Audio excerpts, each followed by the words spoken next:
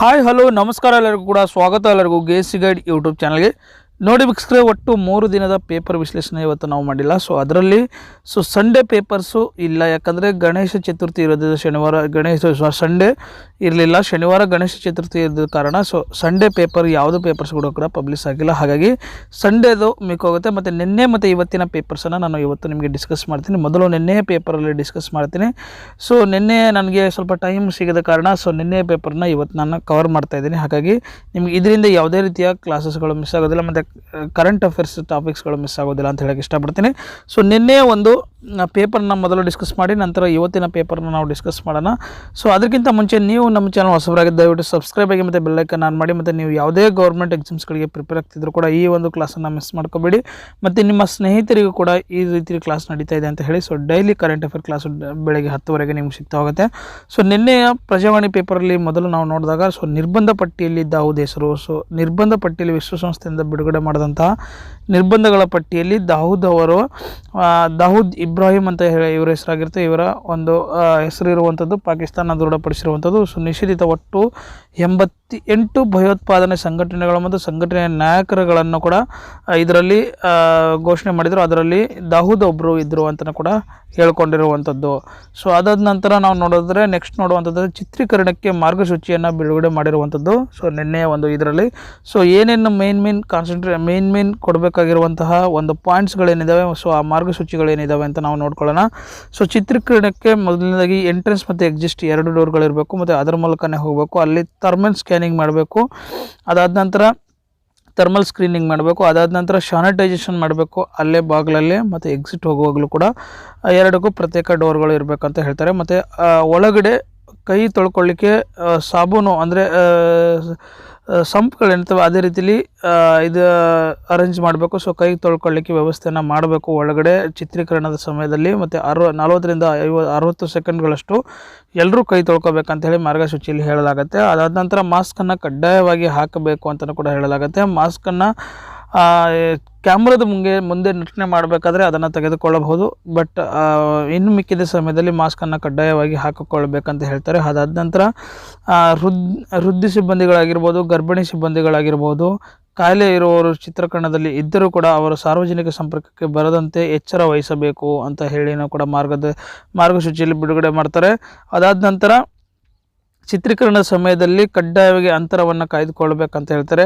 ಅದಾದ ನಂತರ ಚಿತ್ರೀಕರಣದ ಸಮಯದಲ್ಲಿ ಎಲ್ಲೆಲ್ಲೂ ಉಗುಳಬಾರದು ಅಂತಲೂ ಕೂಡ ಹೇಳಲಾಗುತ್ತೆ.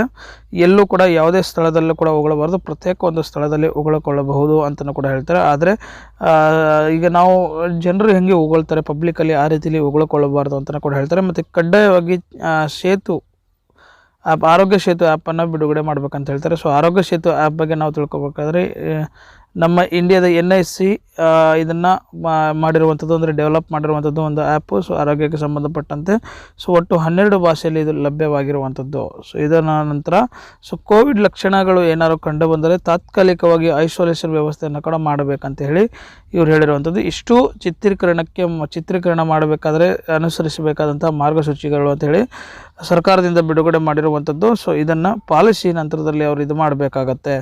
ಇನ್ನು ನಾವು ನೋಡಿದ್ರೆ ವರ್ಷದಂತ್ಯಕ್ಕೆ ಲಸಿಕೆ ಲಭ್ಯವಾಗಲಿದೆ ಅಂತ ಹೇಳಿ ಕೇಂದ್ರ ಆರೋಗ್ಯ ಸಚಿವರಾದಂತಹ ಹರ್ಷವರ್ಧನ್ ಅವರು ವಿಶ್ವಾಸ ವ್ಯಕ್ತಪಡಿಸಿದ್ದಾರೆ. ಅದಕ್ಕೆ ಸಂಬಂಧಪಟ್ಟಂತೆ ಕೂಡ ನಾವು ನೋಡ್ಬೋದು. ಆಲ್ರೆಡಿ 2 ಲಸಿಕೆಗಳು ಮನುಷ್ಯರ ಮೇಲೆ, ಒಟ್ಟು 3 ಲಸಿಕೆಗಳು ತಯಾರಾಗ್ತಾ ಇರುವಂಥದ್ದು ನಮ್ಮ ಭಾರತದಲ್ಲಿ. ಅದರಲ್ಲಿ 2 ಲಸಿಕೆಗಳು ಮನುಷ್ಯರ ಮೇಲೆ ಪ್ರಯೋಗವನ್ನು ಸ್ಟಾರ್ಟ್ ಮಾಡಿದ್ದಾವೆ. ಅದರಲ್ಲಿ ಫೇಸ್ 2 ಅಲ್ಲಿ ಕೋವ್ಯಾಕ್ಸಿನ್, ನಿಮಗೆಲ್ಲರಿಗೂ ಗೊತ್ತಿದೆ, ಕೋವ್ಯಾಕ್ಸಿನ್ ಫೇಸ್ 2 ಅಲ್ಲಿ ನಡೀತಾ ಇತ್ತು. ಅದನ್ನು ಫೇಸ್ 3ಗೆ ಹೋಗುವ ಸಾಧ್ಯತೆಗಳಿದ್ದಾವೆ ಅಂತ ಕೂಡ ಹೇಳಲಾಗುತ್ತೆ. ಎಲ್ಲವೂ ಹೊಂದಿಕೊಂಡಂತೆ ಆದರೆ ಈ ವರ್ಷದ ಅಂತ್ಯದೊಳಗಡೆ ನಮಗೆ ಲಸಿಕೆ ಲಭ್ಯವಾಗಲಿದೆ ಅಂತ ಹೇಳಿ ಕೇಂದ್ರ ಸಚಿವರಾದಂಥವರು ವಿಶ್ವಾಸವನ್ನು ವ್ಯಕ್ತಪಡಿಸಿರುವಂಥದ್ದು. ಇನ್ನು ಕೋವಿಡ್ಗೆ ಸಂಬಂಧಪಟ್ಟಂತೆ ನೋಡಿದ್ರೆ 30 ಲಕ್ಷ ದಾಟಿದಂಥ ಸೋಂಕಿತರು. ನಿನ್ನೆಗೆ 30 ಲಕ್ಷ ದಾಟಿರುವಂಥದ್ದು. ಇದರಲ್ಲಿ ನಾವು ನೋಡೋದಾದರೆ ಮುಖ್ಯವಾಗಿರುವಂಥದ್ದು ನಮಗೆ ಎಕ್ಸಾಮ್ ದೃಷ್ಟಿಯಿಂದ ಒಟ್ಟು 23 ಲಕ್ಷ ಹೆಚ್ಚು ಮಂದಿ ಗುಣಮುಖರಾಗಿರುವಂಥದ್ದು. ಅಂದರೆ 30 ಲಕ್ಷದಲ್ಲಿ ಒಟ್ಟು 23 ಲಕ್ಷ ಕೂಡ ಗುಣಮುಖರಾಗಿರುವಂಥದ್ದು. ಇನ್ನು ಉಳಿದಂಥ 7 ಲಕ್ಷ ಮಾತ್ರ ಈಗ ಆ್ಯಕ್ಟಿವ್ ಕೇಸಸ್ಗಳು ಇರುವಂಥದ್ದು. ಇದಕ್ಕೆ ಇನ್ನು ನಾವು ನೋಡೋದಾದರೆ ಗುಣಮುಖರಾದವರ ಪ್ರಮಾಣ ಏನಿದೆ ಅಂದರೆ ಶೇಕಡ ಏನಿದೆ ಅದು ಏರಿಕೆ ಆಗಿರುವಂಥದ್ದು 74.90% ಗುಣಮುಖರಾದವರ ಪ್ರಮಾಣ ಆಗಿರುವಂಥದ್ದು. ಹಾಗೆ ಮರಣ ಪ್ರಮಾಣವು ಕೂಡ ಕುಸಿದಿರುವಂಥದ್ದು ನಾವು ನೋಡ್ಬೋದು. 1.83 ಮರಣ ಪ್ರಮಾಣ ಕುಸಿದಿರುವಂಥದ್ದು. ಸೊ ಏನಾಗುತ್ತೆ, ಮರಣ ಪ್ರಮಾಣ ಯೂಶ್ವಲಿ ನಾವು ನಮ್ಮ ಏನಿರುತ್ತೆ ಗುಣಮುಖರ ಪ್ರಮಾಣ ಏನಿದೆ ಇದು ಜಾಸ್ತಿ ಆಗಬೇಕು ಮತ್ತು ಮರಣ ಪ್ರಮಾಣ ಏನಿದೆ ಅದು ಕಡಿಮೆ ಆಗಬೇಕಂತಿರುತ್ತೆ. ಯೂಶ್ವಲಿ ಕಡಿಮೆ ಆಗ್ತಾ ಇದೆ ಮತ್ತು ಇದು ಕೂಡ ಜಾಸ್ತಿ ಆಗ್ತಾ ಇದೆ. ಸೊ ಅದನ್ನು ನಾವು ನೋಡ್ಬೋದು. ಅದಾದ ನಂತರ ಒಟ್ಟು ಶೇಕಡ ಈಗ ಇರುವಂಥದ್ದು ಆ್ಯಕ್ಟಿವ್ ಕೇಸಸ್ಸು 23% ಅಂತಲೂ ಕೂಡ ಹೇಳಲಾಗುತ್ತೆ. ಸೊ ಓನ್ಲಿ 23% ಅಷ್ಟೇ ಜನ ಈಗ ಆ್ಯಕ್ಟಿವ್ ಕೇಸಸ್ ಇರುವಂಥದ್ದು ಅಂತಲೂ ಕೂಡ ಹೇಳಲಾಗುತ್ತೆ.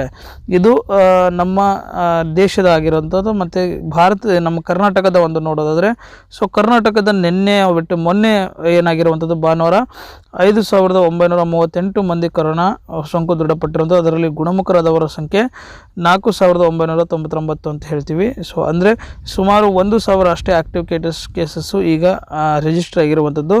ಸೊ ಹಾಗೆಯೇ ಶನಿವಾರ ನಾವು ನೋಡೋದಾದ್ರೆ 7,330 ಮಂದಿಗೆ ಸೋಂಕು ತಗುಲಿರುವಂಥದ್ದು. 7,600 ಮಂದಿ ಗುಣಮುಖ ಸೋಂಕಿತರು ಬರೋಕ್ಕಿಂತ ಹೆಚ್ಚು ಗುಣಮುಖರಾಗಿರೋರು ಹೆಚ್ಚು ಅಂತಲೂ ಕೂಡ ಹೇಳಲಾಗುತ್ತೆ. ಇದು ನಮ್ಮ ಕರ್ನಾಟಕದ ಸ್ಥಿತಿಯಾಗಿರುತ್ತೆ. ಒಟ್ಟು ಕರ್ನಾಟಕದ ಸೋಂಕಿತರ ಸಂಖ್ಯೆ ಆಗಿರುವಂಥದ್ದು 2,77,814. ಅದರಲ್ಲಿ 1,89,564 ಈಗ ಗುಣಮುಖರಾಗಿರುವಂಥದ್ದು. ಇದು ಕರೆಂಟ್ ಸ್ಟೇಟಸ್. ಸಾವನ್ನಪ್ಪಿರುವಂಥದ್ದು 4,683 ಅಂತಲೂ ಕೂಡ ಹೇಳ್ತೀವಿ. ಇದು ಕರೆಂಟ್ ಸ್ಥಿತಿ ಇರುವಂಥದ್ದು ಕರ್ನಾಟಕದ್ದು. ಇದನ್ನು ನಾವು ತಿಳ್ಕೊಬೇಕಾಗಿರುವಂಥ ಮಾಹಿತಿಯಾಗಿರುತ್ತೆ. ಇನ್ನು ಆರ್ಥಿಕತೆ ಮಧ್ಯಮಾವಧಿ ಮಂದಗತಿ ಅಂತ ಹೇಳಿ ಮಾಜಿ ಗವರ್ನರ್ ಆದಂತಹ ಡಿ ಸುಬ್ಬರಾವ್ ಅವರು ಅಭಿಪ್ರಾಯಪಡ್ತಾರೆ. ಸೊ ಇವರು ಅಭಿಪ್ರಾಯಪಟ್ಟಿರುವಂಥದ್ದು ನಮಗೆ ಎಕ್ಸಾಮ್ ದೃಷ್ಟಿಯಿಂದ ಇವರು ಏನು ಹೇಳಿದ್ದಾರೆ ಅಂತ ಮೊದಲನೇದಾಗಿ ನಾವು ನೋಡಿದ್ರೆ, ನೋಡಿ, ಆರ್ಥಿಕತೆ ಏನಿದೆ ಈ ಲಾಕ್ಡೌನ್ ಸಮಯದಲ್ಲಿ ಇಳಿಕೆ ಆಗಿಲ್ಲ. ಸೊ ಈ ಹಿಂದೆನೂ ಕೂಡ ಇಳಿಕೆ ಆಗಿತ್ತು. ನಾವು ನೋಡೋದಾದರೆ 2017-18ರಲ್ಲಿ ನಮ್ಮ ಆರ್ಥಿಕತೆ 7% ಇತ್ತು. ಅದಂತರ 18-19ರಲ್ಲಿ 6.1 ಆಯಿತು. ಅದಂತರ 19-20ರಲ್ಲಿ 4.2 ಆಗಿತ್ತು. ಅಂದರೆ ಏನಾಗ್ತಾ ಇತ್ತು, ಇಳಿಮುಖ ಆಗ್ತಾ ಇತ್ತು. ಬಟ್ ಈಗ ಕೊರೋನಾ ಬಂದ ಮೇಲೆ ನಂತರ ಇದು ಬಹಳ ಎಫೆಕ್ಟ್ ಆಗಿರುವಂಥದ್ದು. ಸೊ ಹಾಗಾಗಿ ನಾವು ನೋಡಬೇಕಾಗಿರುವಂಥದ್ದು ಮುಖ್ಯ ಅಂಶಗಳು ಬರೀ ಲಾಕ್ಡೌನ್ ಅನ್ಲಾಕ್ ಆಗಿದೆ, ಹಾಗಾಗಿ ನಮ್ಮ ಆರ್ಥಿಕತೆ ಜಾಸ್ತಿ ಆಗಿಬಿಡುತ್ತೆ ಅಂತ ನಾವು ಗಮನದಲ್ಲಿ ಇಟ್ಕೊಳ್ಳೋಕ್ಕಿಂತ ಅದಕ್ಕೆ ಸಂಬಂಧಪಟ್ಟಂತಹ ವ್ಯವಸ್ಥೆಗಳನ್ನು ಜಾರಿಗೆ ತರಬೇಕು. ಅದರಲ್ಲಿ ಇವರು ಹೇಳ್ತಾರೆ ವಿತ್ತೀಯ ಕೊರತೆ ಹೆಚ್ಚು ಸಂಭವ ಇದೆ ಅಂತಲೂ ಕೂಡ ಹೇಳ್ತಾರೆ. ಹಾಗೆ ಗ್ರಾಮೀಣ ಆರ್ಥಿಕತೆ ಚೇತರಿಕೆಗೆ ನಗರಕ್ಕಿಂತ ಹೆಚ್ಚು ಉತ್ತಮ ಅಂತಲೂ ಕೂಡ ಹೇಳ್ತಾರೆ. ಖಾಸಗಿ ಉಪಯೋಗ ಮತ್ತು ಹೂಡಿಕೆ ಇಳಿಮುಖ ಆಗಲಿದೆ ಅಂತಲೂ ಕೂಡ ಇವರು ಅಭಿಪ್ರಾಯಪಟ್ಟಿರುವಂಥದ್ದು. ನಮಗೆ ಎಕ್ಸಾಮ್ ದೃಷ್ಟಿಯಿಂದ ಮುಖ್ಯವಾಗಿರುವಂಥದ್ದು 2017-18 GDP, 2018-19 GDP, 19-20 GDP ಇದು ಮುಖ್ಯವಾಗಿರುವಂಥದ್ದು. ಸೊ ಇದನ್ನು ನಾವು ನೋಟ್ ಮಾಡ್ಕೋಬೇಕಾಗ್ತದೆ. ಹಾಗೆಯೇ ಮಾಜಿ ಗವರ್ನರ್ ಆದಂಥವರು ಡಿ ಸುಬ್ಬರಾವ್ ಅಂತ ಹೇಳಿ ಮಾಜಿ ಗವರ್ನರ್ ಆಗಿರ್ತಾರೆ. ಇದು ಮುಖ್ಯವಾಗಿರುವಂಥ ನಮಗೆ ಮಾಹಿತಿ. ಹಾಗೆಯೇ ICC ಹಾಲ್ ಆಫ್ ಫೇಮ್ನಲ್ಲಿ ಗೌರವ ಸಿಕ್ಕಿರುವಂಥದ್ದು ಜಾಕ್ ಕಾಲಿಸ್ಗೆ, ಲಿಯಾ ಸ್ಥಲ್ಕರ್ಗೆ ಮತ್ತು ಪಾಕಿಸ್ತಾನದ ಇನ್ನೊಬ್ಬರು ಬ್ಯಾಟ್ಸ್ಮನ್ ಆಗಿರ್ತಾರೆ, ಅವರು ಜಹೀರ್ ಅಬ್ಬಾಸ್ ಅಂತ ಹೇಳ್ತೀವಿ. ಸೊ ಇವರು 3 ಜನಕ್ಕೆ ಸಿಕ್ಕಿರುವಂಥದ್ದು. ದಕ್ಷಿಣ ಆಫ್ರಿಕಾದವರು ಆಲ್ರೌಂಡರ್ ಆಗಿರ್ತಾರೆ ಜಾಕ್ ಕಾಲಿಸ್, ಪಾಕಿಸ್ತಾನದ ಬ್ಯಾಟಿಂಗ್ ದಿಗ್ಗಜ ಆಗಿರ್ತಾರೆ ಜಹೀರ್ ಅಬ್ಬಾಸ್, ಮತ್ತು ಆಸ್ಟ್ರೇಲಿಯಾ ತಂಡದ ಮಾಜಿ ನಾಯಕಿಯಾಗಿರ್ತಾರೆ ಲಿಯಾ ಸ್ಥೇಲ್ಕರ್ ಅಂತ ಹೇಳಿ. ಇವರು 3 ಜನಕ್ಕೆ ಕೂಡ ಈಗ ಅಂತಾರಾಷ್ಟ್ರೀಯ ಕ್ರಿಕೆಟ್ ಸಮಿತಿ ಹಾಲ್ ಆಫ್ ಫೇಮ್ ಆಫ್ ಗೌರವ ಸಿಕ್ಕಿರುವಂಥದ್ದು.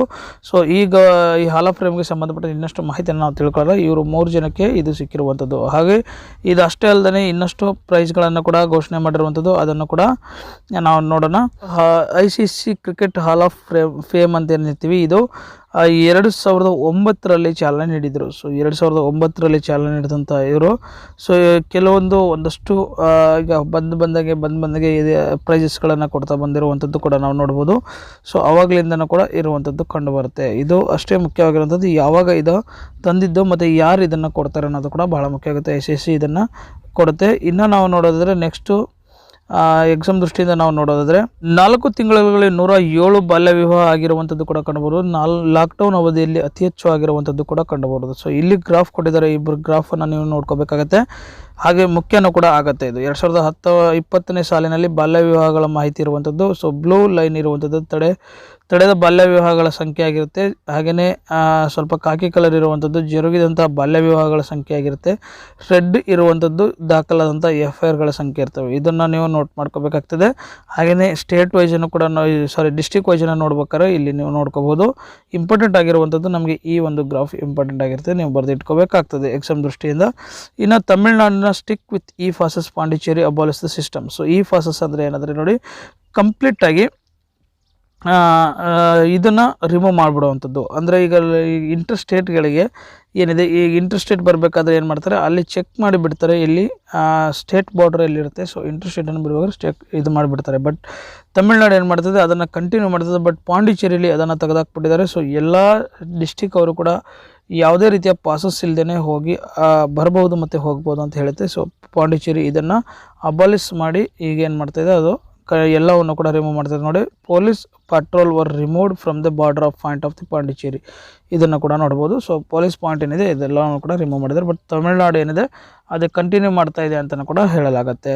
ಇನ್ನು ನಾವು ನೋಡೋದಾದರೆ India could get vaccination by end of the year. So ಅವಾಗಲೇ ಡಿಸ್ಕಸ್ ಮಾಡಿದೆ, ಯೂನಿಯನ್ ಮಿನಿಸ್ಟರ್ ಹರ್ಷವರ್ಧನ್ ಅವರು ಇದನ್ನು ಹೇಳಿರುವಂಥದ್ದು. ಸೊ ಇದಾದ ನಂತರ ನಮಗೆ ಎಕ್ಸಾಮ್ ದೃಷ್ಟಿಯಿಂದ ಮುಖ್ಯವಾಗಿರುವಂಥದ್ದು Malayalam web portal for the marginalised launched. So ಏನಾಗುತ್ತೆ ಅಂದರೆ ಫಿಲಮ್ಸ್ಗಳನ್ನು ಲಾಂಚ್ ಮಾಡಲಿಕ್ಕೆ ಸೊ ಈ ಒಂದು ಮಲಯಾಳಂ ವೆಬ್ ಪೋರ್ಟಲನ್ನು ರೆಡಿ ಮಾಡ್ತಾರೆ. ಸೊ ಅದು ಕೆಲವೊಂದು ಮಾರ್ಷಲೈಸ್ಡ್ ಲಾಂಚ್ ಮೀನ್ಸ್ ಏನಾಗುತ್ತೆ ಅಂದರೆ ಒಂದು ಲಿಮಿಟೆಡ್ ಆಗಿರುವಂತಹ ಇದನ್ನು ಇದರ ಮೂಲಕ ಲಾಂಚ್ ಮಾಡ್ತಾರೆ ಅಂತ ಹೇಳ್ತೀವಿ. ಸೊ ಅದರ ಒಂದು ವೆಬ್ಸೈಟು ಮುಖ್ಯವಾಗುತ್ತೆ.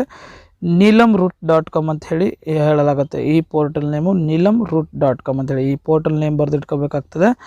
ಮತ್ತು ಯಾವ ಲ್ಯಾಂಗ್ವೇಜಲ್ಲಿ ಇದೆ ಅಂತ ಕೂಡ ನೀವು ಬರೆದಿಟ್ಕೋಬೇಕಾಗತ್ತೆ. ಇನ್ನು ಎಕ್ಸಾಮ್ ದೃಷ್ಟಿಯಿಂದ ಇನ್ನು ಮುಖ್ಯವಾಗಿರುವಂಥದ್ದು ನಾವು ನೋಡೋದಾದರೆ former DGP LK Venkatesan passes away. So ಇವರು ತೀರ್ಕೊಂಡಿರುವಂಥದ್ದು ಕೂಡ ಕಂಡುಬರುತ್ತೆ. ಫಾರ್ಮರ್ DGP ಆಗಿರ್ತಾರೆ. ಇವರ ಹೆಸರು ಮತ್ತು ಇವರ ಪೊಸಿಷನ್ ಎರಡು ಕೂಡ ಮುಖ್ಯವಾಗುತ್ತೆ. ತಮಿಳುನಾಡದವರು ಆಗಿರ್ತಾರೆ. ಸೊ ಅವರು ತೀರ್ಕೊಂಡಿರುವಂಥದ್ದು. ಸೊ ಯಾಕಂದರೆ ನಿಧನ ಮಾಹಿತಿನೂ ಕೂಡ ನಮಗೆ ಇಂಪಾರ್ಟೆಂಟ್ ಆಗ್ತದೆ. ಮತ್ತು honour for TN teachers. So national award ಸಿಕ್ಕಿರುವಂಥದ್ದು ಟೀಚರ್ಸ್ಗಳಿಗೆ ಇಬ್ಬರಿಗೂ ಕೂಡ ನ್ಯಾಷನಲ್ ಅವಾರ್ಡ್ ಸಿಕ್ಕಿರುವಂಥದ್ದು ತಮಿಳುನಾಡಿನ ಟೀಚರ್ಸು. ಒಬ್ಬರು ದಿಲೀಪ್ ಅಂತ ಆಗಿರ್ತಾರೆ, ಇನ್ನೊಬ್ಬರು RC ಸರಸ್ವತಿ ಅಂತ ಆಗಿರ್ತಾರೆ. ದಿಲೀಪ್ ಅವರು ಇಂಗ್ಲೀಷ್ ಟೀಚರ್ ಆಗಿರ್ತಾರೆ. ಇವರು ಸುಮಾರು 20 ವರ್ಷಗಳಿಂದನೂ ಕೂಡ ಕೆಲಸ ಮಾಡ್ತಿರ್ತಾರೆ. ಇವರಿಗೂ ನ್ಯಾಷನಲ್ ಅವಾರ್ಡ್ ಸಿಕ್ಕಿರುವಂಥದ್ದು. ಟೀಚಿಂಗಲ್ಲಿ ಯಾರು ಕೊಡ್ತಾರೆ ಅನ್ನೋದು ಬಹಳ ಮುಖ್ಯವಾಗುತ್ತೆ. ಯೂಶಲಿ ನೋಡಿ, ಮೊನ್ನೆ ಒಂದು KS ಪೇಪರ್ಸೆಲ್ಲ ನಾವು ನೋಡಿದ್ರೆ, KS ಪೇಪರ್ ನಾನು ಜಾಸ್ತಿ ನೋಡಿಲ್ಲ, ನನಗೆ ಫ್ರೀ ಇರಲಿಲ್ಲ, ಹಾಗಾಗಿ ನೋಡೋಕ್ಕಾಗಲಿಲ್ಲ. ಸೊ ಒಂದು 20 ಕ್ವಶನ್ಸ್ಗಳು ನಾನು ನೋಡಿದ್ದೆ. ಅದರಲ್ಲಿ ನಾವು ಏನು ಈಗ 2 ತಿಂಗಳು 2.5 ತಿಂಗಳಿಂದ ನಾವು ಏನು ಕರೆಂಟ್ ಅಫೇರ್ಸ್ ಮಾಡ್ತಾಯಿದ್ದೀವಿ, ಅದರಲ್ಲಿ 20 ಕ್ವಶನ್ಸಲ್ಲಿ 2 ಕ್ವಶನ್ಸ್ಗಳು ನಾನು ನೋಡಿದ್ದೆ ಕರೆಂಟ್ ಅಫೇರ್ ರಿಲೇಟ್ ಆಗಿರುವಂಥದ್ದು. ಒಂದು ಯಾವುದಪ್ಪ ಅಂದರೆ climate change risk. So India ಎಷ್ಟನೇ ಸ್ಥಾನದಲ್ಲಿದೆ ಅಂಥೇಳಿ. ಸೊ 9ನೇ ಸ್ಥಾನದಲ್ಲಿ ಇಂಡಿಯಾ ಇರುವಂಥದ್ದು ಅದರಲ್ಲಿ ಕೊಟ್ಟಿದ್ದರು. ಯಾಕಂದರೆ ಸ್ಥಾನಗಳು ಅಂತ ಬಂದಾಗ ಇಂಡಿಸಿಸ್ ಬಂದಾಗ ಏನಾಗುತ್ತೆ, ಬಹಳ ಇಂಪಾರ್ಟೆಂಟ್ ಅದು ಎಲ್ಲ ಎಕ್ಸಾಮ್ಸಲ್ಲೂ ಕೇಳಲಾಗುತ್ತೆ ಅಂತ ನಾನು ನಿಮಗೆ ಹೇಳಿದ್ದೆ. ಸೊ ಅದೇ ರೀತಿಯಲ್ಲಿ ಕೇಳಲಾಗುತ್ತೆ. ಹಾಗಾಗಿ ಯಾವುದೇ ರೀತಿ ಆ ವರ್ಷದ ರ್ಯಾಂಕ್ ಏನಿದೆ ನಮ್ಮ ದೇಶದಾಗಲಿ ಅಥವಾ ನಮ್ಮ ರಾಜ್ಯದಾಗಲಿ ಬಹಳ ಮುಖ್ಯವಾಗುತ್ತೆ. ಸೊ ರ್ಯಾಂಕ್ಗಳನ್ನು ನಾವು ಬರೆದಿಟ್ಕೋಬೇಕಾಗ್ತದೆ. ರ್ಯಾಂಕ್ಗಳು ಯೂಶಲಿ ಒಂದು ಕ್ವಶನ್ಸನ್ನು ಫ್ರೇಮ್ ಮಾಡ್ತಾರೆ.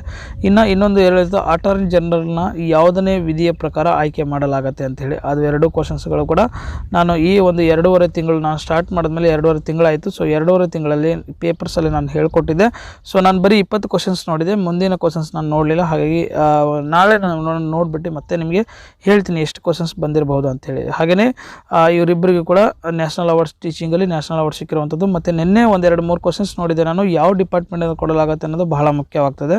ಸೊ ಡಿಪಾರ್ಟ್ಮೆಂಟ್ಗಳ ಹೆಸರನ್ನು ಕೂಡ ನೀವು ನೋಡಿ ಮಾಡ್ಕೋಬೇಕಾಗತ್ತೆ. ಸೊ ಇದರಲ್ಲಿ ಯಾರು ಕೊಡ್ತಾರೆ ಅಂತ ಹೇಳಿದ್ರೆ department of school education and literacy ministry of education ಅಂತ ಹೇಳ್ತೀವಿ. ಇವರು ಕೊಡ್ತಾರೆ. Education and literacy ministry of education ಅವರು ಇದನ್ನು ಕೊಡಲಾಗುತ್ತೆ. ಇದು ಮುಖ್ಯವಾಗ್ತದೆ ಎಕ್ಸಾಮ್ ದೃಷ್ಟಿಯಿಂದ. ಇನ್ನು ನಾವು ನೋಡೋದ್ರೆ centre set of council for the ಟ್ರಾನ್ಸ್ಜೆಂಡರ್ಗೆ ಏನು ಮಾಡ್ತದೆ ಕೇಂದ್ರ ಸರ್ಕಾರ, ಈಗ ಒಂದು ಕೌನ್ಸಿಲನ್ನು ಸೆಟಪ್ ಮಾಡ್ತಾ ಇದ್ದಾರೆ. ಇದು ಮೊದಲನೇ ಬಾರಿಗೆ ಅಂತಲೂ ಕೂಡ ಹೇಳ್ಬೋದು. ಸೊ ಯಾರಿಂದ ಕಂಡಕ್ಟ್ ಮಾಡ್ತಾರೆ ಅನ್ನೋದು ಬಹಳ ಮುಖ್ಯವಾಗುತ್ತೆ. Ministry of social justice and enforcement has constitute the national council ಅಂತ ಹೇಳ್ತೀವಿ. So ministry of social justice and empowerment ಇವರು ಈಗ ಕಂಡಕ್ಟ್ ಮಾಡ್ತಾ ಇರುವಂಥದ್ದು. ಸೊ ಆಗಸ್ಟ್ 21 ನೋಟಿಫಿಕೇಷನಲ್ಲಿ ಹೇಳಲಾಗುತ್ತೆ. ಸೊ ಇದರಲ್ಲಿ ಒಂದಷ್ಟು ಟ್ರಾನ್ಸ್ಜೆಂಡರ್ಗಳು ಕೂಡ ಭಾಗಿಯಾಗ್ತಾರೆ ಅಂತ ಹೇಳುತ್ತೆ. ಹಾಗೆಯೇ false reports on the vaccination availability of serum institute ಹೇಳುತ್ತೆ. So phase 3 trial still under the way. ಏನು ಹೇಳ್ತಾರೆ ಅಂದರೆ ಸುಮಾರು 71 ದಿನಗಳಲ್ಲಿ ಆಲ್ರೆಡಿ ಕಂಪ್ಲೀಟ್ ಆಗಿಬಿಡುತ್ತೆ, ವ್ಯಾಕ್ಸಿನೇಷನ್ ಸಿಕ್ಬಿಡುತ್ತೆ ಅಂತೇಳಿ ಫಾಲ್ಸ್ ರಿಪೋರ್ಟ್ ಸೋಷಿಯಲ್ ಮೀಡಿಯಾಗಳು ಹರಿದಾಡ್ತಿರೋದು. ಇದಕ್ಕೆ ಕನ್ಫರ್ಮೇಷನ್ ಕೊಡ್ತಾರೆ ಸೆರಮ್ ಇನ್ಸ್ಟಿಟ್ಯೂಟ್ ಅವರು. ಇದು ಮುಖ್ಯವಾಗ್ತದೆ ನಮಗೆ ಎಕ್ಸಾಮ್ ದೃಷ್ಟಿಯಿಂದ. ಹಾಗೆ ಸೆರಮ್ ಇನ್ಸ್ಟಿಟ್ಯೂಟ್ನ CEO ಯಾರಾಗಿರ್ತಾರೆ ಅನ್ನೋದು ಮುಖ್ಯವಾಗುತ್ತೆ. ಅದರ್ ಪೂನಾವಾಲಾ ಅಂತೇಳಿ ಅವರ ಹೆಸರಾಗಿರ್ತಾರೆ, ಇವರು CEO ಆಗಿರ್ತಾರೆ. ಇವ್ರ ಹೆಸರು ನೀವು ಬರೆದಿಟ್ಕೋಬೇಕಾಗ್ತದೆ. ಇದು ಕೂಡ ಎಕ್ಸಾಮ್ ದೃಷ್ಟಿಯಿಂದ ಇಂಪಾರ್ಟೆಂಟ್ ಆಗ್ತದೆ. ಹಾಗೆಯೇ new publishers for the book on the Delhi riots says authors. So Delhi riots ನೋಡಿ, ICC ಹಾಲ್ ಆಫ್ ಫೇಮಲ್ಲಿ ತೆಗೆದುಕೊಂಡಿರೋಂಥ ಪ್ರೈಸಸ್ಗಳು ಅವರ ಇದನ್ನು ಕೂಡ ನೋಡ್ಕೋಬಹುದು ನೀವು. ನೋಡಿ, ಇವರು ಮಾಜಿ ನಾಯಕಿ ಆಗಿರ್ತಾರೆ. ನೋಡಿ, ಜಾಕ್ ಕಾಲಿಸ್ ಆಗಿರ್ತಾರೆ, ನಿಮ್ಮೆಲ್ಲರೂ ಕೂಡ ನೋಡಿರ್ತಾರೆ. ಇವರು ಜಹೀರ್ ಅಬ್ಬಾಸ್ ಆಗಿರ್ತಾರೆ. ಇವರಿಗೂ ಕೂಡ 3 ಜನಕ್ಕೂ ಕೂಡ ಸಿಕ್ಕಿರುವಂಥದ್ದು ನಾವು ನೋಡಬಹುದು. ಸೊ ಇಷ್ಟು ಕೂಡ ಇದಕ್ಕೆ ಸಂಬಂಧಪಟ್ಟಂತೆ ನಿನ್ನೆಯ ಒಂದು ಪ್ರಜಾವಾಣಿ ಮತ್ತು ದ ಹಿಂದೂ ಪೇಪರ್ಗೆ ಸಂಬಂಧಪಟ್ಟಂತೆ. ಹಾಗೆಯೇ ಇವತ್ತಿನ ದಿನಾಂಕದ 25ನೇ ತಾರೀಕು ಏನಿದೆ, ಸೊ 25/8/2020 ಒಂದು ಪೇಪರ್ನ ಇವಾಗ ನಾನು ಡಿಸ್ಕಸ್ ಮಾಡ್ತೇನೆ. ಸೊ ಇವತ್ತಿನ ಪೇಪರ್ ನಾವು ನೋಡೋದಾದರೆ ಕ್ಷಮೆ ಯಾಚಿಸದ ಪ್ರಶಾಂತ್ ಭೂಷಣ್. ಸೊ ಪ್ರಶಾಂತ್ ಭೂಷಣ್ ಕೇಸ್ ನಿಮಗೆಲ್ಲರಿಗೂ ಗೊತ್ತಿದೆ, ನಾವು ಹಿಂದೆನೂ ಕೂಡ ಡಿಸ್ಕಸ್ ಮಾಡಿದ್ವಿ. ಸೊ ಅವರು ಕ್ಷಮೆ ಯಾಚಿಸಲ್ಲ ಅಂತ ಹೇಳಿದರು. ಯಾಕಂದರೆ ನೋಡಿ, ಅವಹೇಳನೆ ಮಾಡಿರುವಂಥದ್ದಾಗಿ ಅಂದರೆ ಅಪ್ರಾಮಾಣಿಕವಾಗಿ ಕ್ಷಮೆ ಯಾಚಿಸಲ್ಲ ಅಂತಲೂ ಕೂಡ ಇವರು ಹೇಳಿರುವಂಥದ್ದು. ಸೊ ಏನಾಗಿತ್ತು ಅಂದರೆ, ಇವರು ಟ್ವಿಟ್ ಮೂಲಕ ಏನಾಗಿತ್ತು, ಅವಮಾನ ಮಾಡಿದ್ದಾರೆ, ನ್ಯಾಯ ನಿಂದನೆ ಮಾಡಿದ್ದಾರೆ ಅಂಥೇಳಿ ಇವರ ಮೇಲೆ ಕೇಸ್ ದಾಖಲಾಗಿತ್ತು. ಅದಾದ ನಂತರ ಆಗಸ್ಟ್ 14ರಂದು ಇವರು ಅಂದರೆ ಪ್ರಶಾಂತ್ ಭೂಷಣ್ ಅವರು ತಪ್ಪಿಸ್ತಾರೋ ಅಂಥೇಳಿ ನ್ಯಾಯಾಲಯದಲ್ಲಿ ಡಿಸೈಡ್ ಮಾಡ್ತಾರೆ. ಡಿಸೈಡ್ ಮಾಡಿದ ನಂತರ ಆಗಸ್ಟ್ 24ಗೆ ಕ್ಷಮೆ ಯಾಚಿಸಬೇಕಂತಲೂ ಕೂಡ ಗಡುವು ಕೊಡ್ತಾರೆ. ಸೊ ಈ ಸಮಯದಲ್ಲಿ ಕ್ಷಮೆ ಯಾಚಿಸಲ್ಲ ಅಂತ ಹೇಳಿರುವಂಥದ್ದು ಕೂಡ ಕಂಡುಬರುತ್ತೆ. ಇದು ಪ್ರಶಾಂತ್ ಭೂಷಣ್ ಅವರ ಕೇಸ್ಗೆ ಸಂಬಂಧಪಟ್ಟಂತೆ. ಆದರೆ ಜಂಟಿ ಸಲಹಾ ಸಮಿತಿಗೆ ರಘು ಅವರ ಅಧ್ಯಕ್ಷತೆ ಮಾಡಿರುವಂಥದ್ದು. ಸೊ ಬೃಹತ್ ಬೆಂಗಳೂರು ಮಹಾನಗರ ಪಾಲಿಕೆ ಮಸೂದೆ 2020ರ ಒಂದು ಸಲಹಾ ಸಮಿತಿಯ ಜಂಟಿ ಸಲಹಾ ಸಮಿತಿಯ ಅಧ್ಯಕ್ಷರನ್ನು ಎಸ್ ರಘು ಅವರನ್ನು ಆಯ್ಕೆ ಮಾಡಿರುವಂಥದ್ದು. BJP ಶಾಸಕರಾಗಿರ್ತಾರೆ. ಇವರ ಹೆಸರು ಕೂಡ ಮುಖ್ಯವಾಗ್ತದೆ. ಮತ್ತು ಯಾವ ಸಲಹಾ ಸಮಿತಿಗೆ ಅಧ್ಯಕ್ಷರಾಗಿದ್ದರು ಅನ್ನೋದು ಕೂಡ ಮುಖ್ಯವಾಗ್ತದೆ. ಮೊದಲನೇದಾಗಿ ಇನ್ನು ನಾವು ನೋಡೋದಾದರೆ, ರಾಜ್ಯದಲ್ಲಿ ವಿವಿಧೆಡೆ 272 ಡಿಜಿಟಲ್ ಗ್ರಂಥಾಲಯಗಳನ್ನು ಸುರೇಶ್ ಕುಮಾರ್ ಅವರು ಚಾಲನೆ ನೀಡಿರುವಂಥದ್ದು ಕೂಡ ಕಂಡುಬರುತ್ತೆ. ಸೊ ಇಡೀ ದೇಶಕ್ಕೆ ಕರ್ನಾಟಕ ಮಾದರಿಯಾಗಲಿದೆ ಅಂತಲೂ ಕೂಡ ಅವರು ಹೇಳಿರುವಂಥದ್ದು. ಸೊ ದೇಶದಲ್ಲಿ ಇದೇ ಮೊದಲನೇ ಬಾರಿಗೆ ಕರ್ನಾಟಕದಲ್ಲಿ ಡಿಜಿಟಲ್ ಗ್ರಂಥಾಲಯ ವ್ಯವಸ್ಥೆ ಹೊಂದಿದಂತಹ ಮೊದಲ ರಾಜ್ಯ ಅಂತಲೂ ಕೂಡ ಇವರು ಹೇಳಿರುವಂಥದ್ದು.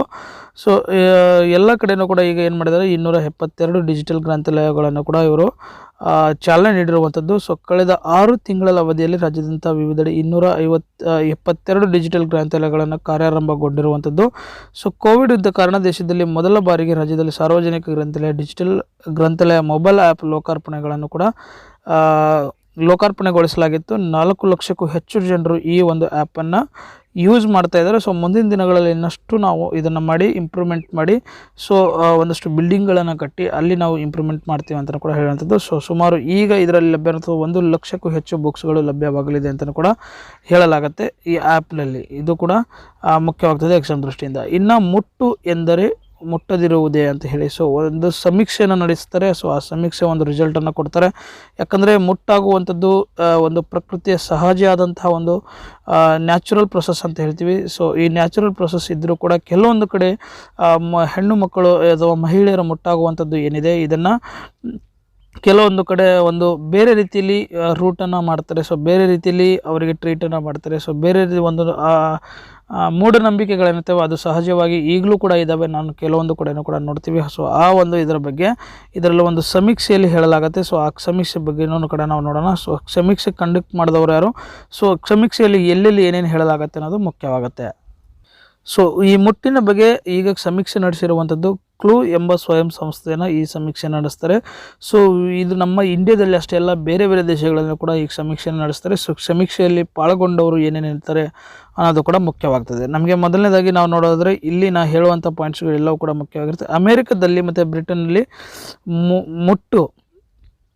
ಮುಟ್ಟಿನ ಅವಧಿಯಲ್ಲಿ ಮಹಿಳೆಯರು ಸ್ನಾನ ಮಾಡಬಾರ್ದೆಂಬ ನಂಬಿಕೆಯನ್ನು ಕೂಡ ಇರುವಂಥದ್ದು. ಇದು ಬಹುತೇಕ ಮಂದಿ ಪಾಲಿಸುವುದಿಲ್ಲ ಅಂತ ಹೇಳ್ತಾರೆ, ಬಹುತೇಕ ಮಂದಿ ಪಾಲಿಸ್ತೀವಿ ಅಂತ ಹೇಳ್ತವೆ. ಸೊ ಅದನ್ನೇ ಇದರಲ್ಲಿ ಅಮೆರಿಕ ಮತ್ತು ಬ್ರಿಟನ್ಗೆ ಸಂಬಂಧಪಟ್ಟಂತೆ ಇಷ್ಟಾದರೆ, ಹಾಗೆಯೇ ಮುಟ್ಟಿನ ಅವಧಿಯಲ್ಲಿ ಮಹಿಳೆಯರ ತರಕಾರಿ ಸಲಾಡ್ ಮತ್ತು ಉಪ್ಪಿನಕಾಯಿ ಸಿದ್ಧಪಡಿಸುವುದು ಹಾಳಾಗುತ್ತೆ ಎಂಬ ನಂಬಿಕೆಯು ಕೂಡ ಇದರಲ್ಲಿ ಗಾಢವಾಗಿದೆ ಅಮೆರಿಕದಲ್ಲಿ ಮತ್ತು ಬ್ರಿಟನ್ನಲ್ಲಿ ಅಂತಲೂ ಕೂಡ ಹೇಳಲಾಗುತ್ತೆ. ಇನ್ನು ನಾವು ನೋಡಿದ್ರೆ ಮುಟ್ಟಿನ ಅವಧಿಯಲ್ಲಿ ಮಹಿಳೆಯರು ಜಪಾನ್ನ ಜನಪ್ರಿಯ ತಿನಿಸುವಂತಹ ಸುಶಿ ತಯಾರಿಸಿದರೆ ಅದು ರುಚಿಗೆಡುತ್ತದೆ ಅಂತಲೂ ಕೂಡ ನಂಬಿಕೆ ಇದೆ. ಇದು ಜಪಾನ್ನಲ್ಲಿರುವಂಥದ್ದು. ಸೊ ಇದನ್ನು ಪಾಲಿಸುವವರ ಪ್ರಮಾಣವು ದೊಡ್ಡದು ಎಂದು ಕೂಡ ವರದಿಯಾಗಿರುವಂಥದ್ದು. ಇನ್ನು ಮುಟ್ಟಿನ ಅವಧಿಯಲ್ಲಿ ಬಿಸಿ ನೀರಿನ ಸ್ನಾನ ಮಾಡಿದರೆ ರಕ್ತಸ್ರಾವ ಏನಿದೆ ಹೆಚ್ಚಾಗುತ್ತದೆ. ಹೀಗಾಗಿ ತಣ್ಣೀರಿನ ಸ್ನಾನ ಮಾಡಬೇಕೆಂಬ ನಂಬಿಕೆ ಇಸ್ರೇಲಲ್ಲಿ ಇರುವಂಥದ್ದು. ಇದು ಕೂಡ ಮುಖ್ಯವಾಗ್ತದೆ. ಇನ್ನು ಇಸ್ರೇಲ್ನ ಗ್ರಾಮೀಣ ಪ್ರದೇಶಗಳಲ್ಲಿ ಇದು ಈಗಲೂ ಕೂಡ ಆಚರಣೆಯಲ್ಲಿದೆ. ಸೊ ಋತುಸ್ರಾವ ದಿನಗಳಲ್ಲಿ ಸಸಿ ಮತ್ತು ಹೂವುಗಳ ಮಹಿಳೆಯರು ಸ್ಪರ್ಶಿಸಿದ್ದರೆ ಅವು ಬಾಡು ಹೋಗುತ್ತೆ ಎಂಬ ಕೂಡ ನಂಬಿಕೆ ರೋಮಿನಿಯಲ್ಲಿ ಇರುವಂಥದ್ದು. ರೋಮೇನಿಯದಲ್ಲಿ ಇರುವಂಥದ್ದು. ಎಲ್ಲಿರುವಂಥದ್ದು? ಹೂಗಳು ಬಾಡಲಾಗುತ್ತವೆ ಅಂತ ಹೇಳಿ ರೋಮೇನಿಯಾದಲ್ಲಿ ಇರುವಂಥದ್ದು. ಇನ್ನು ಮುಟ್ಟಾಗಿರುವ ಮಹಿಳೆಯರು ಮಕ್ಕಳನ್ನು ಆಟವಾಡಿಸಿದರೆ ಮಕ್ಕಳು ಮುಟ್ಟಿದರೆ ಮಕ್ಕಳಿಗೆ ಕಾಯಿಲೆ ಬರುತ್ತದೆ ಎಂಬ ನಂಬಿಕೆ ಬೋಲಿಯೋವಿಯಾದಲ್ಲಿ ಇರುವಂಥದ್ದು. ಇದು ಕೂಡ ಮುಖ್ಯವಾಗುತ್ತೆ. ಬೋಲಿಯೋವಿಯಾದಲ್ಲಿ ಏನಿದೆ ಅಂತ ಬರೆದಿಟ್ಕೋಬೇಕಾಗುತ್ತೆ. ಇನ್ನು ಮೊದಲ ಮುಟ್ಟಿನ ರಕ್ತದಿಂದ ಮುಖ ತೊಳೆದರೆ ಮುಖ ಕಾಂತಿ ಹೆಚ್ಚುತ್ತದೆ ಎಂಬ ನಂಬಿಕೆಯು ಕೂಡ ಫಿಲಿಪೀನ್ಸ್ನಲ್ಲಿ ಇರುವಂಥದ್ದು. ಇದನ್ನು ಪಾಲಿಸುವವರು ಇದ್ದಾರೆ ಅಂತಲೂ ಕೂಡ ಹೇಳಲಾಗುತ್ತೆ. ಇನ್ನು ನ್ಯಾಪ್ಕಿನ್ ಅಥವಾ ಮುಟ್ಟಿನ ಬಟ್ಟೆಯನ್ನು ಬೀಸಾಡುವ ಮುನ್ನ ಶುಚಿ ಮಾಡಬೇಕು, ಇಲ್ಲದಿದ್ದಲ್ಲಿ ದೆವ್ವಗಳ ಕಾಟ ಆರಂಭವಾಗುತ್ತೆ ಎಂಬ ನಂಬಿಕೆಯನ್ನು ಕೂಡ ಮಲೇಷ್ಯಾದಲ್ಲಿ ಇರುವಂಥದ್ದು. ಇದು ಕ್ಲೂ ಅನ್ನೋ ಒಂದು ಸಂಸ್ಥೆ, ಸ್ವಯಂ ಸಂಸ್ಥೆ ಕೊಟ್ಟಿರುವಂಥ ವರದಿಯಾಗಿರುತ್ತೆ. ಯಾವ ದೇಶದಲ್ಲಿ ಏನೇನಾಗಿದೆ ಅಂತ ಹೇಳಿ ಇದು ಮುಖ್ಯವಾಗುತ್ತೆ. ಇನ್ನು ಇದಕ್ಕೆ ಸಂಬಂಧಪಟ್ಟಂಥ ನಮ್ಮ ದೇಶದಲ್ಲಿ ಏನೇನು ಆಗಿದೆ, ಸೊ ಏನೇನು ಕ್ರಮಗಳನ್ನು ತೆಗೆದುಕೊಂಡಿದ್ದಾರೆ ಅಂತ ಹೇಳೋದಾದರೆ ನೋಡಿ, ಈಗ ಮೊನ್ನೆ ತಾನೇ ಸ್ವತಂತ್ರ ದಿನದಲ್ಲಿ ಭಾಷಣ ಮಾಡಿದಂಥ ಮೋದಿಯವರು ಕೂಡ ಇದರ ಬಗ್ಗೆ ಮಾತನಾಡಿದ್ದಾರೆ. ಸೊ ಇದಕ್ಕೆ ಸಂಬಂಧಪಟ್ಟಂತೆಯೂ ಕೂಡ ಅವರು ಹೇಳಿದ್ದಾರೆ. ಸೊ ಮುಂದಿನ ದಿನಗಳ ಕ್ರಮಗಳನ್ನು ಕೈಗೊಳ್ಳಬಹುದು. ಬಟ್ ಈಗೇನಿದೆ ಸ್ಥಿತಿ ಏನಿದೆ ಅಂತಲೂ ಕೂಡ ನಾವು ನೋಡಬೇಕಾಗ್ತದೆ. ಸೊ 2018ರಲ್ಲಿ ಸ್ಯಾನಿಟ್ ನ್ಯಾಪ್ಕಿನ್ ವೆಡ್ಡಿಂಗ್ ಮೆಷಿನ್ಸನ್ನು ಅಳವಡಿಸುವಂತೆ ಸಮಿತಿ ಏನು ಮಾಡಿತ್ತು, ಸರ್ಕಾರಕ್ಕೆ ಶಿಫಾರಸು ಮಾಡಿತ್ತು. ಏನಂದರೆ sanity napkin wedding machines. So ಇದರಲ್ಲಿ ಏನಾಗುತ್ತೆ, ವೆಡ್ಡಿಂಗ್ ಮೆಷಿನ್ಸಲ್ಲಿ ಅವರಿಗೆ ಅಂದರೆ ಹೆಣ್ಣು ಮಕ್ಕಳಿಗೆ ಋತುಸ್ರಾವ ಆದ ಸಮಯದಲ್ಲಿ ಬೇಕಾದಂಥ ವಸ್ತುಗಳು ಇಲ್ಲಿ ವೆಂಡಿಂಗ್ ಮೆಷಿನ್ ಅಲ್ವಾ, ಹಾಗಾಗಿ ಇದು ಅದರಲ್ಲಿ ಸಿಗುತ್ತೆ. ಸೊ ಅವರು ಇದರ ಭಯ ಪಡೆದೇನೆ, ಅಂದರೆ ಈಗ ಏನಾಗುತ್ತೆ ಅಂದರೆ ಮಹಿಳೆಯರು ಸಹಜವಾಗಿ ಮುಟ್ಟಾಗುವಾಗ ಹೇಳ್ಕೊಳ್ಳುವಂತಹ ಸ್ಥಿತಿಯಲ್ಲಿ ಇರುವುದಿಲ್ಲ, ಯಾಕಂದರೆ ಹೇಳ್ಕೊಳ್ಳೋದಿಲ್ಲ. ಸೊ ಹಾಗಾಗಿ ಇದನ್ನು ವೆಂಡಿಂಗ್ ಮೆಷಿನ್ಸ್ಗಳನ್ನು ನೀಡೋದ್ರ ಮುಖಾಂತರ ಅವರಿಗೆ ಹೆಲ್ಪ್ ಆಗುವ ನಿಟ್ಟಿನಲ್ಲಿ ಈ ವೆಂಡಿಂಗ್ ಮೆಷಿನ್ಸ್ಗಳನ್ನು ಎಲ್ಲೆಡೆ ಮಾಡಿ ಅಂತ ಹೇಳಿ ಒಂದು ಸಮಿತಿ ಏನು ಮಾಡಿತ್ತು 2018ರಲ್ಲಿ ಶಿಫಾರಸು ಮಾಡಿತ್ತು. ಹಾಗೆಯೇ ವಿಶ್ವವಿದ್ಯಾಲಯಗಳ ಆವರಣಗಳಲ್ಲಿ ವೆಂಡಿಂಗ್ ಮೆಷಿನ್ಸ್ಗಳು ಮತ್ತು ಇನ್ಸಿನೇಟರ್ಸ್ಗಳನ್ನು ದಹನ ಯಂತ್ರ ಅನ್ನು ಕೂಡ ಅಂತ ಹೇಳ್ತೀವಿ ಅಳವಡಿಸುವಂತೆ 2017ರಲ್ಲಿ ವಿಶ್ವವಿದ್ಯಾಲಯ ಅನುದಾನ ಆಯೋಗ UGC ಅಂತ ಏನು ಹೇಳ್ತೀವಿ, ಅದು ವಿಶ್ವವಿದ್ಯಾಲಯಗಳಿಗೆ ಸುತ್ತಲೂ ಕೂಡ ಹೊರಡಿಸಿತ್ತು. ಬಟ್ ಇದಕ್ಕೆ ಎಷ್ಟು ಮಟ್ಟಿಗೆ ಇಂಪ್ಲಿಮೆಂಟ್ ಆಗಿದೆ ಗೊತ್ತಿಲ್ಲ. ಇನ್ನು ಶಾಲಾ ಕಾಲೇಜುಗಳಲ್ಲಿ ವಿದ್ಯಾಲಯಗಳ ಆವರಣಗಳಲ್ಲಿ ಉಚಿತವಾಗಿ ಪ್ಯಾಡ್ಗಳು ಒದಗಿಸುವಂಥ ವೆಂಡಿಂಗ್ ಮೆಷಿನ್ಸ್ಗಳನ್ನು ಕೂಡ ಅಳವಡಿಸಬೇಕು ಎಂದು ರಾಷ್ಟ್ರೀಯ ಮಹಿಳಾ ಆರೋಗ್ಯ ಕೇಂದ್ರ ಸರ್ಕಾರಕ್ಕೆ ಪತ್ರ ಬರೆದು ಒತ್ತಾಯಿಸಿದ್ರು. ಇದು ಕೂಡ ಮುಖ್ಯವಾಗ್ತದೆ. ಇದಕ್ಕೆ ಮೊದಲೇ ದೇಶದಲ್ಲಿ ಮೊದಲ ಬಾರಿಗೆ, ಇದು ಮುಖ್ಯವಾಗಿರುವಂಥ ಪಾಯಿಂಟ್ ನೀವು ಬರೆದಿಟ್ಕೋಬೇಕಾಗುತ್ತೆ, ಮೊದಲ ಬಾರಿಗೆ ಕೇರಳ ಸರ್ಕಾರವು ಸರ್ಕಾರಿ ಶಾಲೆ ಕಾಲೇಜುಗಳಲ್ಲಿ 200 ವೆಂಡಿಂಗ್ ಮೆಷಿನ್ಸ್ಗಳನ್ನು ಅಳವಡಿಸಿತ್ತು. ಇದು ಮೊದಲ ಬಾರಿಗೆ ಮಾಡಿರುವಂಥದ್ದು ಯಾರು? ಕೇರಳ ಸರ್ಕಾರ. ಇದು ಮುಖ್ಯವಾಗುತ್ತೆ. ಅದಾದ ನಂತರ ಬೆನ್ನಲ್ಲೇ ರಾಜಸ್ಥಾನ, ಒಡಿಸ್ತಾನ ಸೇರಿದಂತೆ ಅನೇಕ ರಾಜ್ಯಗಳು ಕೂಡ ಕೇಂದ್ರಾಡಳಿತ ಪ್ರದೇಶಗಳಲ್ಲೂ ಕೂಡ ಸರ್ಕಾರಿ ಶಾಲೆಗಳಲ್ಲಿ ವೆಂಡಿಂಗ್ ಮೆಷಿನ್ಸ್ಗಳನ್ನು ಅಳವಡಿಸಲಾಗಿತ್ತು. ಬಟ್ ಮೊದಲು ಅನ್ನೋದು ಮುಖ್ಯವಾಗ್ತದೆ, ಇದು ಕೂಡ ಬರೆದಿಟ್ಕೋಬೇಕಾಗ್ತದೆ. ಇನ್ನು ಭಾರತದಲ್ಲಿ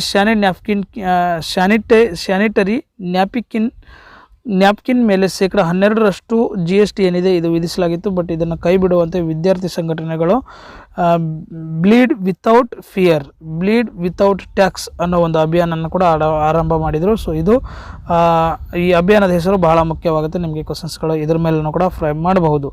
ಇಷ್ಟು ಕೂಡ ಮುಟ್ಟಿಗೆ ಸಂಬಂಧಪಟ್ಟಂತೆ ಆಯಿತು. ಇಷ್ಟು ಪಾಯಿಂಟ್ಸ್ಗಳನ್ನು ನೀವು ಇದ್ರ ಬಗ್ಗೆ ಬರೆದಿಟ್ಕೋಬೇಕಾಗುತ್ತೆ. ಒಂದು ಸಲ ಪೇಪರಲ್ಲಿ ಪಬ್ಲಿಷ್ ಆದ ನಂತರ ನಮಗೆ ಮುಖ್ಯವಾಗಿರುವಂತಹ ಮಾಹಿತಿಗಳು ಆಗಿರ್ತವೆ.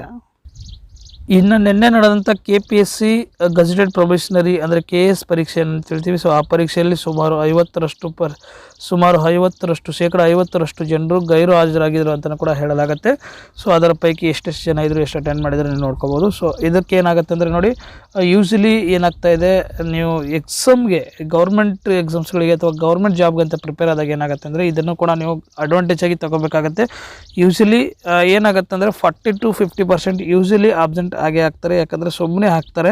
ಸೊ ಅದರಲ್ಲಿ ಉಳಿದಂಥ 50% ಎಲ್ಲ ಜನರು ಏನಾಗ್ತಾರೆ ಅಂದರೆ ನಿಮಗೆ ಒಂದು 20% ಮೆಂಬರ್ಸ್ ಅಷ್ಟೇ ಉಳ್ಕೋತಾರೆ, ನಿಮಗೆ ಕಾಂಪಿಟೇಷನ್ ಕೊಡೋರು, ಮಿಕ್ಕಿದವರೆಲ್ಲ ಓದದೇ ಇರೋರು ಕೂಡ ಇರ್ತಾರೆ. ಹಾಗಾಗಿ ಮ್ಯಾಕ್ಸಿಮಮ್ ನಿಮಗೇನಾಗುತ್ತೆ, ನೀವು ಪ್ರಿಪ್ರೇಷನ್ ಕರೆಕ್ಟಾಗಿ ಮಾಡಿದರೆ ಡೆಫಿನೆಟ್ಲಿ ನಿಮಗೆ ಏನಾಗುತ್ತೆ ಅಂದರೆ ಜಾಬ್ಗಳು ಸಿಗ್ತಾ ಹೋಗ್ತವೆ ಅಂತಲೂ ಕೂಡ ಹೇಳಲಾಗುತ್ತೆ. ಸೊ ಇದು ಇದಾಯಿತು KPSCಗೆ ಸಂಬಂಧಪಟ್ಟಂತಿದ್ರೆ. ಇನ್ನು ಕೈಲಾಸಿಯನ್ ಡಾಲರ್ ಬಿಡುಗಡೆ ಮಾಡಿದಂಥ ನಿತ್ಯಾನಂದ ಅವರು ಅಂತಲೂ ಕೂಡ ಹೇಳಲಾಗುತ್ತೆ.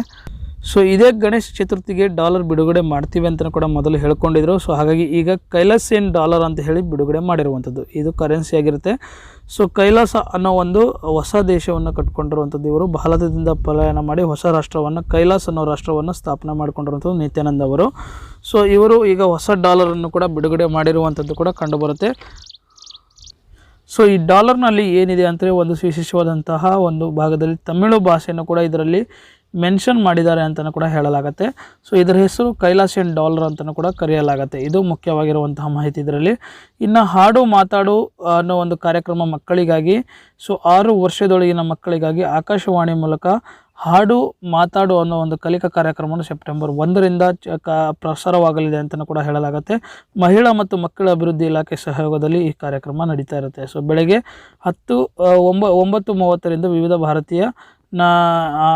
ಭಾರತೀಯಲ್ಲಿ ಮತ್ತು 9:45ಕ್ಕೆ FM ರೇನ್ಬೋದಲ್ಲಿ ಕೂಡ ಈ ಪ್ರಸಾರವಾಗಲಿದೆ ಅಂತಲೇ ಹೇಳಲಾಗುತ್ತೆ.